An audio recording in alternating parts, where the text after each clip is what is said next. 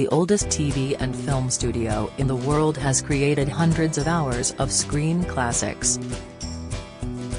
But behind the scenes at Ealing Studios, things didn't always go so smoothly. Here, we reveal some of the little-known stories about its biggest stars and films. George Formby made 11 pictures at Ealing. Like the films starring Gracie Fields, Formby's were churned out with alarming speed and followed a strict formula: George the hapless underdog outwits the baddies and gets the girl. Although these unpretentious films were box office gold, Formby was not liked by everybody. His grumpy disposition stemmed from his relationship with his wife, Beryl, who was impossibly jealous of his leading ladies, watching her husband like a hawk. Often, she would shout "cut" before the director did, if there was going to be a kiss. As a result, Beryl was much disliked. Once, when she was rushed to hospital with appendicitis, the film crew cheered.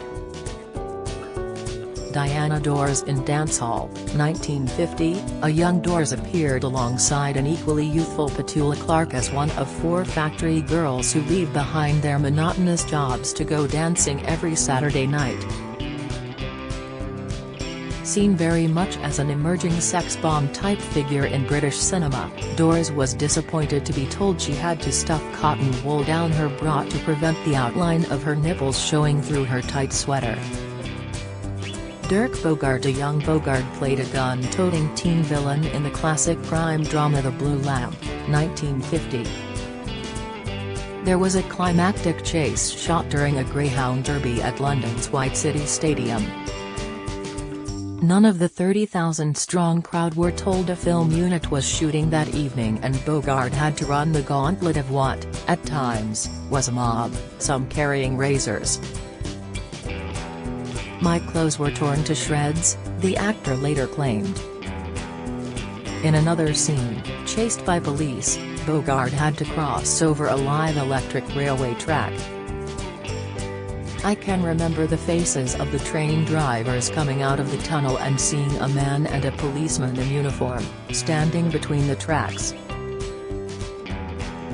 We never got any danger money in those days," he said. The Blue Lamp was the most successful film of the year at the box office. Applications to join the police went up as a result. Benny Hill comedian Hill made his film debut in Ealing's Whodunit? 1956.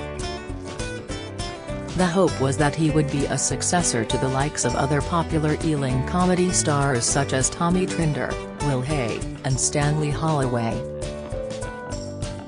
It was a tough gig for the star because at the time, he was appearing in a twice-nightly revue in London's West End. That meant waking up at 6 a.m. to get to the studio, then, after a busy day's filming, a car would race him to the theatre. It was hectic. Often, the director would turn around to direct Hill, only to find him fast asleep. Alec Guinness' Kind Hearts and Coronets, 1949, about a spurned heir who bumps off all his relatives, was one of the UK's first black comedies. Guinness played every member of the Gascoigne family, and the success of the film did much to propel him to the forefront of film character actors. However, shooting one scene, as Admiral Lord Horatio Gascoigne, who goes down with his ship, nobly saluting until he is engulfed by water, almost cost him his life. Guinness had to have his feet wired to the base of the water tank for the effect to work.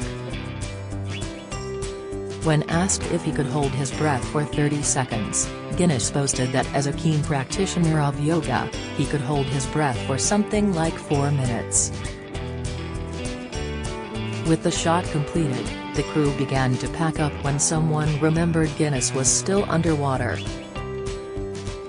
He was freed using wire cutters, after nearly 4 minutes.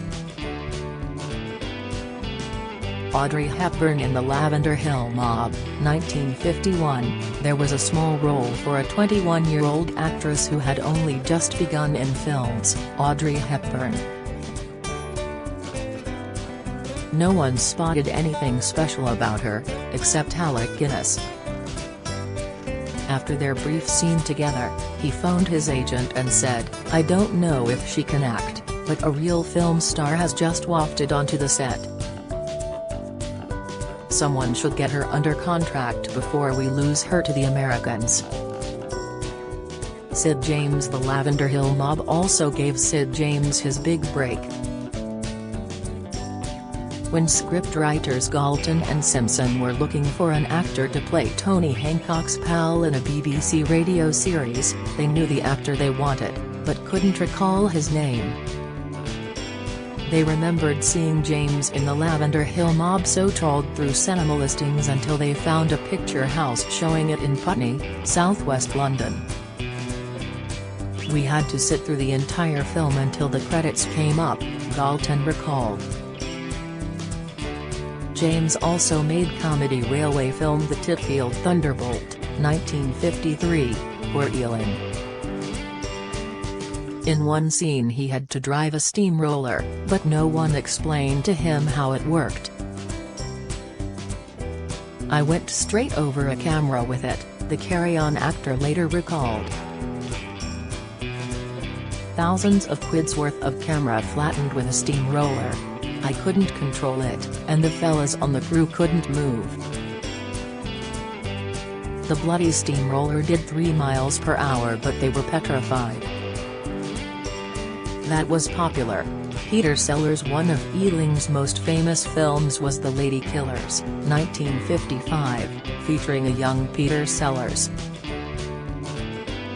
Everyone working on the film recognized him as a star in the making, but he was incredibly insecure. He kept asking the director, "Am I any good?"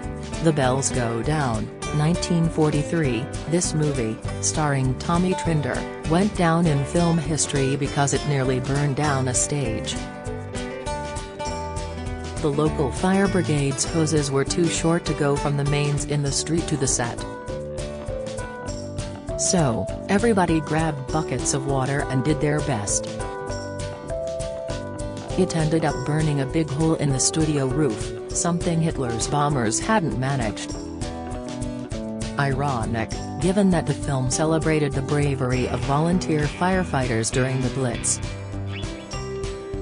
Scott of the Antarctic, 1948, this was one of Ealing's most prestigious films and starred John Mills, the screen embodiment of stiff upper lip Britishness. Mills was almost killed while filming in Switzerland, however. For one shot he simply had to walk to a large rock and look at the horizon. But Mills recalled, "I then took one step forward and completely disappeared." He had fallen down a crevasse. He said, "As I hung swinging like a pendulum from side to side, I looked down. The drop must have been 200 feet.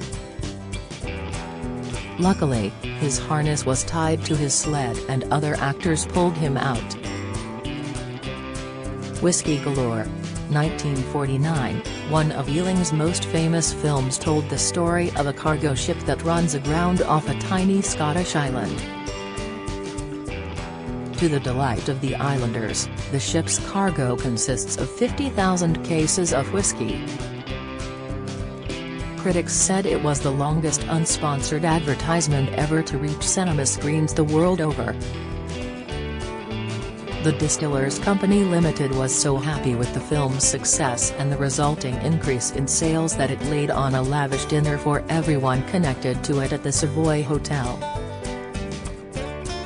Each guest got a bottle of whiskey as they arrived, which they were expected to drink before the end of the evening. Where No Vultures Fly, 1951, this African safari film starring Anthony Steele was filmed largely on location. But one scene, involving Steele up a tree threatened by a leopard, was shot in the studio. An exact replica of a tree was built and a leopard was brought in from London Zoo. The scene was filmed in a large circus cage, with the leopard drugged. During a morning break, as the crew stood around drinking tea and eating cakes, the drugged leopard fell out of the tree onto the tea trolley, resulting in a scramble to get out of the cage. The Secret Life of Ealing Films by Robert Sellers is out now.